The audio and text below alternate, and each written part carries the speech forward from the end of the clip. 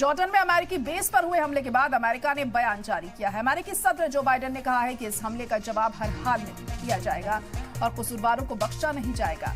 हालांकि इस दौरान उन्होंने ये भी वाजे किया है कि अमेरिका ईरान के साथ किसी तरह की जंग नहीं चाहता है, क्योंकि वो वेस्ट एशिया में कशीदगी नहीं बढ़ाना चाहते हैं।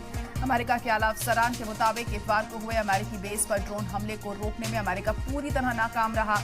अमेरिकी अफसरान का कहना था कि दरअसल उसी वक्त एक और अमेरिकी ड्रोन बेस पर लौट रहा था, जिससे इस बात की गलतफहमी हो गई कि ये इसी ड्रोन के साथ है या नहीं।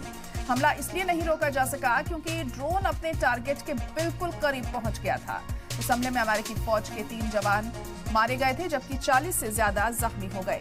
अब अमेरिकी फौज इस बात की जांच कर रही है कि सेंट्रल कमांड की तरफ से इस तरह का मिसअप कैसे हो सकता है और बेस टावर पर मौजूद 350 फौजी ड्रोन हमले को रोकने में नाकाम क्यों थे।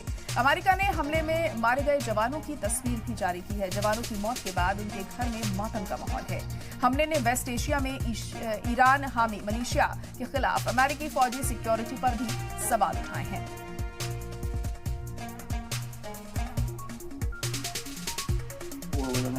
We are not looking to escalate the tensions any more than they already have been escalating. In fact, everything we've done has been designed to try to de-escalate those tensions.